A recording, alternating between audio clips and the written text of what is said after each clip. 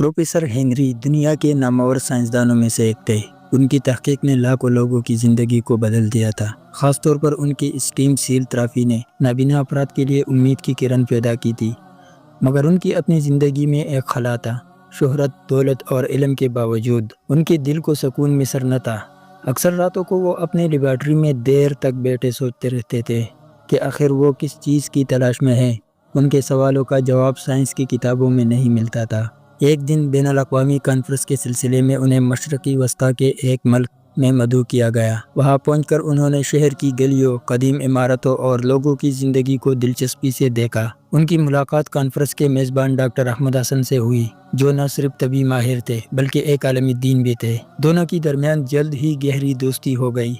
ایک شام کانفرنس کے بعد پروفیسر ہنری اور ڈاکٹر احمد ایک کافی شاپ میں بیٹھے گفتگو کر رہے تھے۔ پروفیسر ہنری نے اپنی زندگی کے اس خلا کا ذکر کیا جو برسوں سے ان کے دل میں تھا۔ ڈاکٹر احمد مسکرا کر بولے، علم کا اصل مقصد صرف جسم کا علاج نہیں ہے بلکہ روح کی تسکین بھی ہے۔ اگر دل کو سکون نہ ملے تو دنیا کی ساری کامیابیاں بے معنی ہو جاتی ہے۔ یہ الفاظ پروفیسر ہنری کے دل میں اتر گئے۔ انہوں نے پوچھا، تو پھر یہ سکون کیسے حاصل کیا جا سکتا ہے؟ ڈاکٹر احمد نے کہا، حقیقی سکون تب آتا ہے جب انسان اپنے خالق کو پہچان لے۔ ہم دنیا کے رازوں کو سمجھنے کی کوشش کرتے ہیں مگر اکثر اپنے وجود کے مقصد کو بھول جاتے ہیں۔ پروفیسر ہنری نے گہری سوچ میں ڈوبے ہوئے کہا، شاید آپ درست کہہ رہے ہیں۔ میں نے ساری زندگی دنیا کے راز کھولنے میں لگا دی مگر اپنی روح کی حقیقت کو سمجھ نہ سکا۔ اگلے چند دنوں میں پروفیسر ہنری نے ڈاکٹر احمد کے ساتھ مزید وقت گزارا۔ انہوں نے قرآن کی چند تراجم پڑھی اور اسلامی تعلیمات کو سمجھنے کی کوشش کی۔ انہیں اس بات نے سب سے زیادہ متاثر کیا کہ اسلام صرف عقائد کا مجموعہ نہیں بلکہ زندگی گزارنے کا ایک مکمل طریقہ ہے۔ ایک دن ڈاکٹر احمد نے انہیں مسجد جانے کی دعوت دی۔ پروفیسر ہنری نے جھجکتے ہوئے کہا، کیا ایک غیر مسلم کا مسجد میں جانا مناسب ہے؟ ڈاکٹر احمد نے مسکراتے ہوئے جواب دیا، مسجد اللہ کا گھر ہے اور اس کے دروازے ہر انسان کے لیے کھلے ہیں، چاہے اس کا مذہب کچھ بھی ہو۔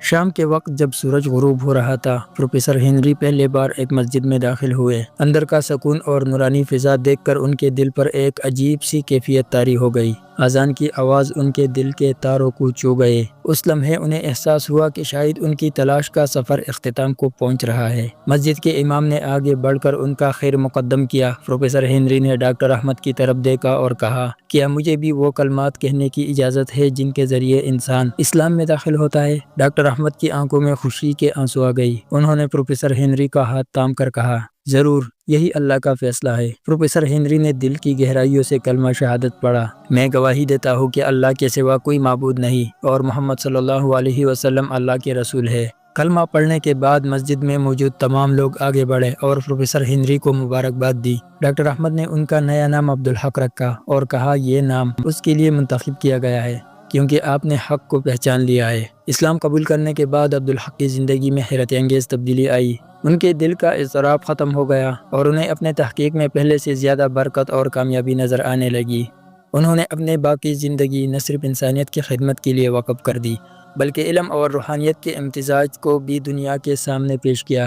انہوں نے ایک بار کہا، میں نے ساری زندگی روشنی کی تلاش میں گزاری تاکہ دوسروں کی آنکھوں میں اجالا لا سکوں، مگر اصل روشنی مجھے اپنے دل کے اندر ملی اور وہ روشنی اسلام ہے۔ عبدالحق کا یہ سفر دنیا بھر کے لوگوں کے لیے ایک نیا پیغام بن گیا ہے۔